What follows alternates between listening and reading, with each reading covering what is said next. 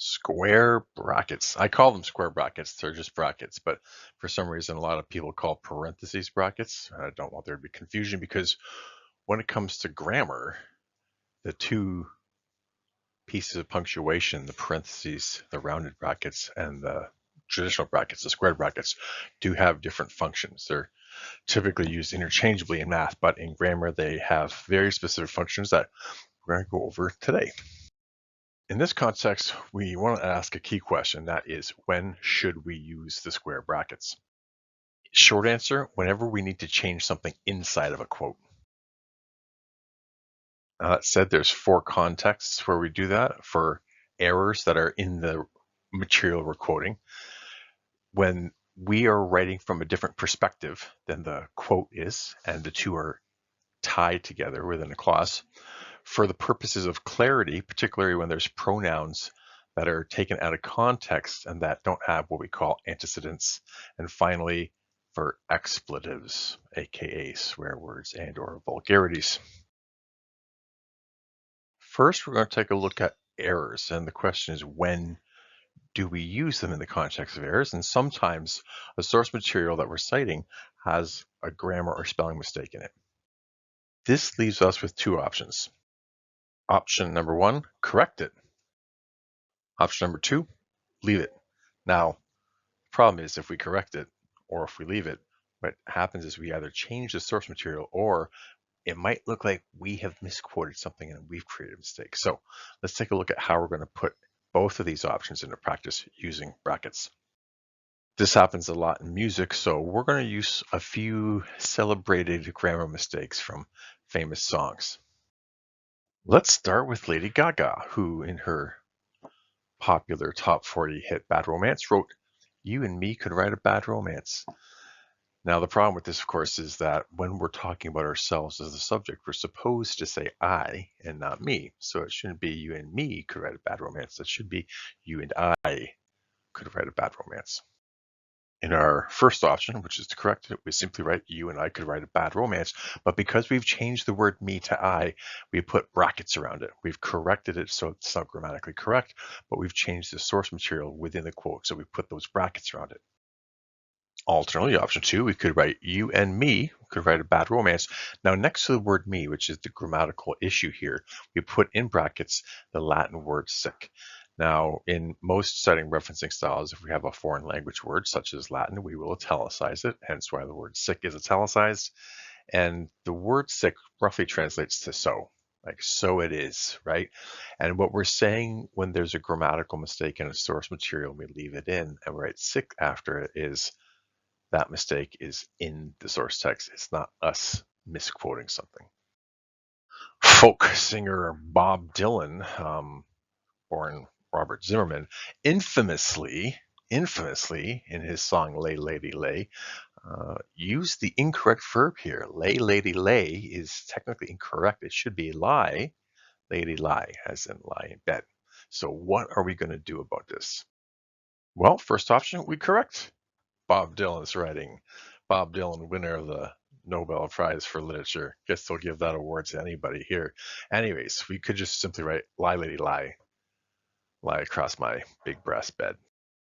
Option 2, of course, we just leave the mistake in and write sic after each grammatical mistake. Now in this context, because there's 3 separate instances where the grammar mistake shows up, we have to put sic 3 separate times.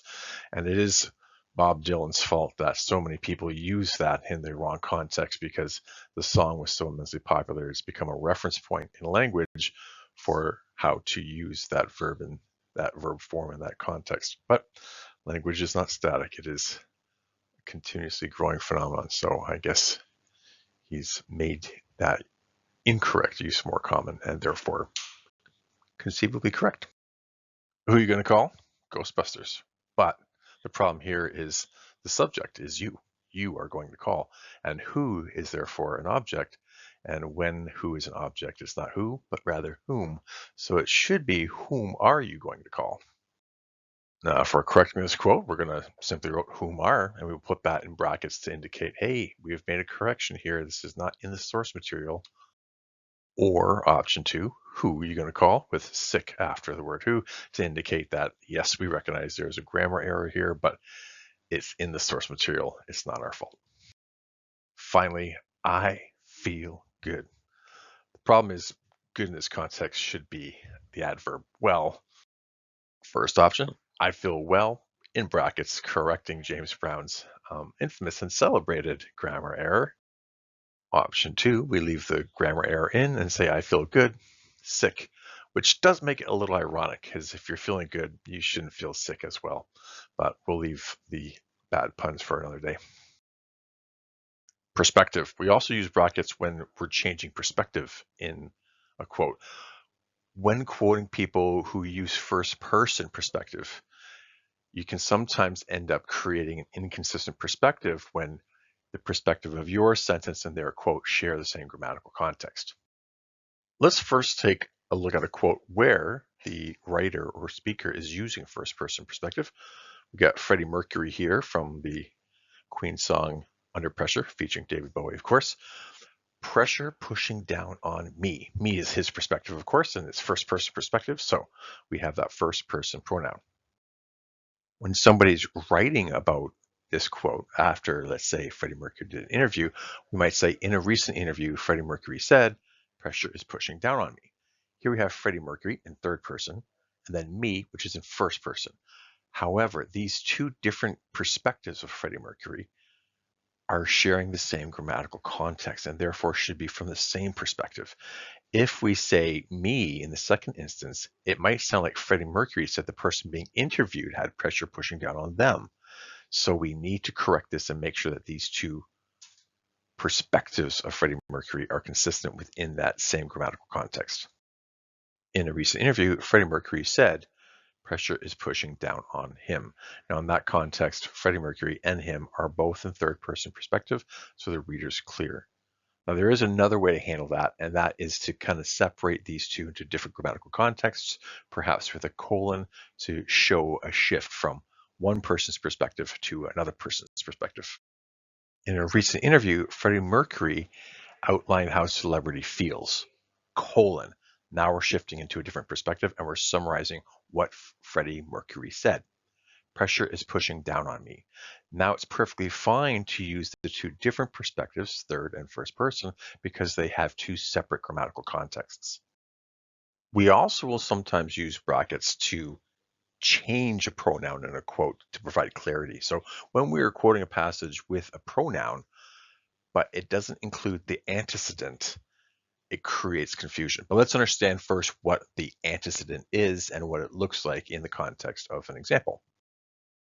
Let's take a look at a full quote so we can see what an antecedent looks like. Here, again, we're going to draw from Queen and Freddie Mercury, specifically another one, Bites the Dust, from their album The Game, which does not feature David Bowie, unfortunately. Steve walks warily down the street with his brim pulled way down low. Ain't no sound but the sound of his feet. Machine guns ready to go. Now here we have Steve.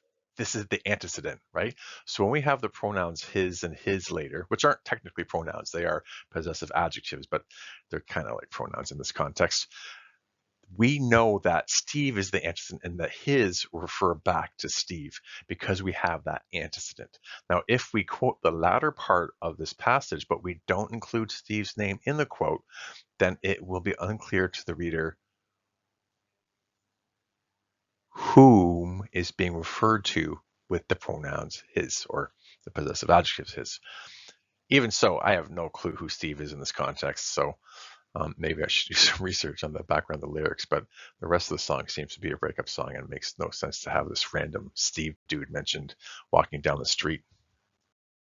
Now, in the news report later, it says police state that there was, quote, no sound but the sound of his feet. The problem here, we have his, but we have no clue who his is referring to in this context because Steve's name has been omitted entirely from the passage.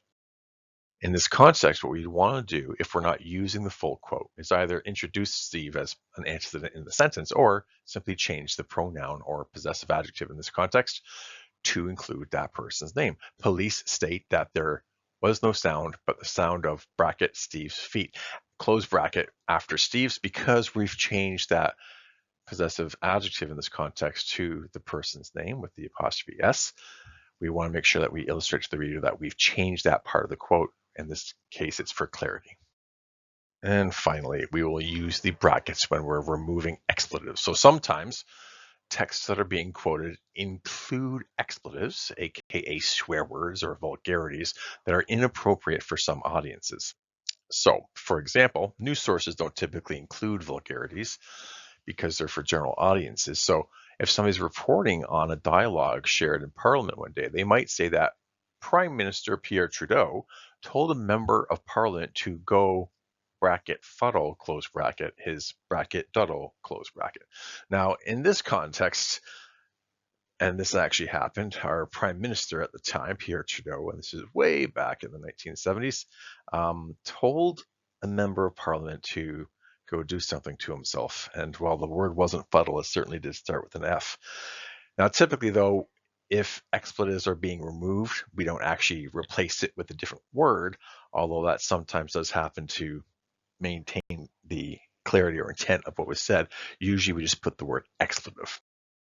Example, Gordon Ramsay said that my, quote, chicken salad sandwich tastes like expletive, exclamation mark. Now, in this context, obviously, Gordon Ramsay had a less than flattering word to use to describe the taste of this chicken salad sandwich. We don't include it in, let's say, a news source. So we just put that word expletive in its place. And because we've changed the word, we put brackets around it to indicate that we've made that change. Bonus use outside of quotes. Now, brackets are typically used within quotes when we're changing something, but there is one instance in academic writing where we will use the brackets outside of quotes. Parentheses in parentheses.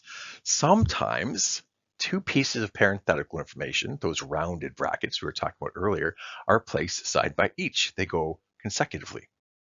However, one pair of parentheses cannot be followed by another pair of parentheses per grammatical rules outlined in a multiplicity of academic writing styles, APA, MLA, Chicago style. This may require one piece of information to be put in brackets within the parentheses. We're going to take a look at an example with some stats that we've just kind of made these stats up for the purposes of the example. Obviously, PTSD is quite high among combat veterans, and I'm not sure what that number is exactly or what the World Health Organization has said, but here we have an example. Over 50% of combat veterans experience post-traumatic stress disorder. Now, because the paper is about PTSD and we'll be initializing that as PTSD later, we want to introduce the initialism after the first mention of post-traumatic stress disorder. So here we have one opening parentheses, another closing parentheses. Now, at the same time, we want to cite where we got the information from. So again, we have an opening piece of parenthetical punctuation and then the closing piece of the parenthetical punctuation and in between the source. And we'll assume in this context we've already created the initialism for the World Health Organization so that we don't have duplicates of that in here. The problem here is that per the grammatical rules outlined by writing styles like APA, MLA, Chicago style, you cannot put back-to-back parentheses beside each other. If there's two pieces of parenthetical information that follow one another, they must share the parentheses. So what we're going to do here is put one set of parentheses on either side of the two pieces of information, as we have here, and then we're going to divide them with the semicolons to show the reader that there's two separate pieces of information. However, we still have a problem because we need to demonstrate to the reader, show the reader that PTSD is an initialism and not the name of a source, for example, that gave us this information. So we need to do something further, and that is put PTSD in brackets within the parentheses. So there we put a bracket to open and a bracket to close the initialism PTSD so the reader can see, hey, within this parentheses, there's two pieces of information. One is the initialism of post-traumatic stress disorder, semicolon, and the other is the source who gave us the percentage. Again, this is just a fictionalized example. I don't know what the exact numbers are, although it is tragically high, of course. Quick summary. We have 4 uses of the brackets within the context of quotes, and a fifth one, a bonus one that we're going to take a quick look at. In quotes, if there's an error in the source material, we can either correct it, in which case the correction will go in brackets, or we'll put the word sick beside the grammar or spelling error in brackets so the reader will see that that's not our error. For perspectives, if we're taking a quote from somebody who's used first person perspective and we're integrating it into a sentence that speaks about that person in third person, we need to change their pronoun in that context so that the perspective is consistent, or consider splitting it up into two different grammatical elements, which you might do with, of course, a colon. For the purposes of clarity, if somebody uses a pronoun to refer back to something that they've established that isn't included in the quote, then we're missing what's called the antecedent, the thing that comes before the pronoun to establish clarity as to what that pronoun is. If we haven't established that, then we want to change the pronoun perhaps to a person's specific name so that that way the reader knows exactly who or what we are talking about. Now, the fourth instance within quotes that we use the brackets for is when there's an expletive. Usually we pull the expletive out and replace it with the word expletive, and we put brackets around that to show, again, here's a change. And finally, outside of the quotes, if we have two pieces of parenthetical information back to back, then what we're going to do is put them in one pair of parentheses. And if there's an initialism within that pair of parentheses, then we put that initialism in brackets to denote that, hey, this is parentheses within parentheses. So we go from rounded brackets to square brackets. Hopefully that answers all your questions about how to use brackets in academic writing. Should you have any questions, leave them in the comment section below, and we will be sure to get to you as soon as possible. Until next time, take care of yourselves and each other.